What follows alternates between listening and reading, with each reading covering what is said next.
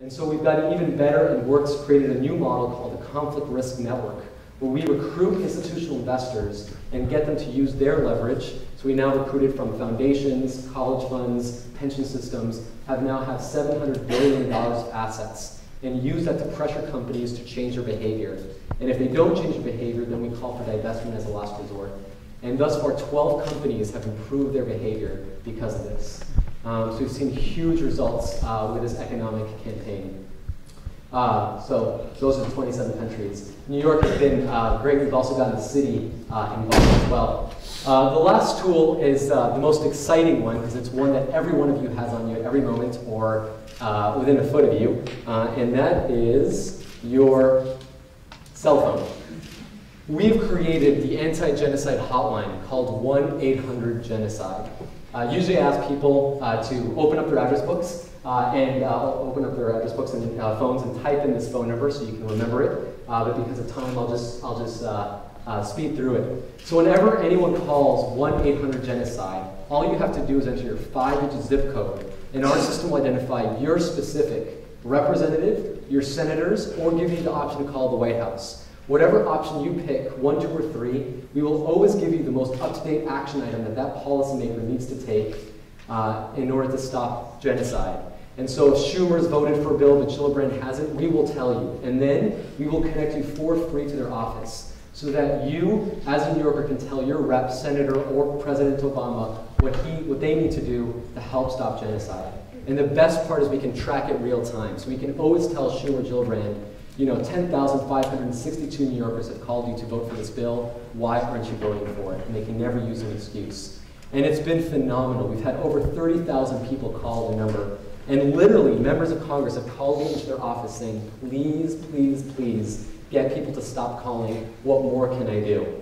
Most recently, we did a campaign with the Enough Project, Saved Our Four, when the National Security Council was meeting, and the Deputy Secretary of State was in that meeting. And we had 1-800-GENOCIDE go to the State Departments to make sure that they were going to include the main points John has mentioned to help stop the atrocities. And after 75 calls, the Deputy Secretary of State called saying, we got the message, please stop calling. So it doesn't take much to get policymakers to hear the message. Moving forward, it's not just about these ad hoc approaches. So we're looking at 8 areas in the world where there's mass atrocities. But what we need to do is get ahead of the curve. Madeleine Albright and William Cohen were commissioned by the Holocaust Museum to look at very clear ways our government can get better ahead at preventing atrocities. So if you hear Jews being called vermin in the Holocaust or Tutsis being called cockroaches in Rwanda, why wait for the atrocities to begin in order to engage? And so the two of them and others spent over a year looking at clear blueprints to help prevent and stop genocide and produced this report, the Genocide Prevention Task Force, with 34 recommendations on what Congress and the executive branch can do to help prevent and stop genocide. And we're fortunate because later next week we're going to have a bill introduced in the Senate, likely by Senators Russ Feingold and John McCain. It's been extremely bipartisan legislation on these issues to help realize some of these key recommendations. So we really need you to push Schumer and Gillibrand because they don't care what I think or John or Christopher, they care what you think here as voters in New York. So what we're all trying to say was John's 5th part is that here we have an exciting opportunity to, instead of being bystanders to genocide, actually becoming upstanders to genocide. You don't need to have a PhD, you don't need to have Oprah Winfrey or Warren Buffett on your speed dial. I barely graduated, I don't have any of those, and been able to have huge results by working with students and others to actually nudge members of Congress to not just be bystanders, but taking the necessary action. So hopefully all of you will get involved in joining us and join the permanent anti-genocide constituency to actually take action. And so I've written, what we need to do is we need to get people in every congressional district. Our goal, we've got 800 stand chapters, and you'll hear more about NYU's stand chapter when you go outside.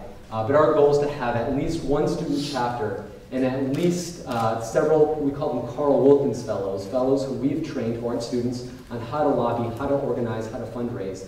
Our goal is to get each of those in every congressional district. So no member of Congress can ever say they didn't know what was happening and they didn't hear from their constituents. So to get very specific about what's happening, for any of you who are just dying to take action, I've got four suggestions. One is to go to takeactionnyu.com. There's going to be a discussion board, so all of you can comment on what you heard tonight, other ideas that you might have to get more involved. The second is on next week, Tuesday, April 6th. There's going to be an event at the U.S. Mission to the UN, which is at 140 East 45th Street between Lexington and 3rd Ave. On Wednesday, April 7th, the New York Coalition to Save Darfur is going to have a meeting. That more information on the location will be on the Take Action website. So all of you can, not as students, but also to connecting to business leaders and faith leaders in the New York area, can get involved. And also, April 10th, there's going to be a worldwide day called Sudan 365. So we've got activists not just in the US, but across the world who are going to take action on that day to show solidarity for the people in Sudan. And the location will also be announced on the website. So hopefully the goal is all of you can help us, join us, become members of the anti-genocide movement so we can make never again be more than this empty promise, but an actual commitment we can keep. Thanks.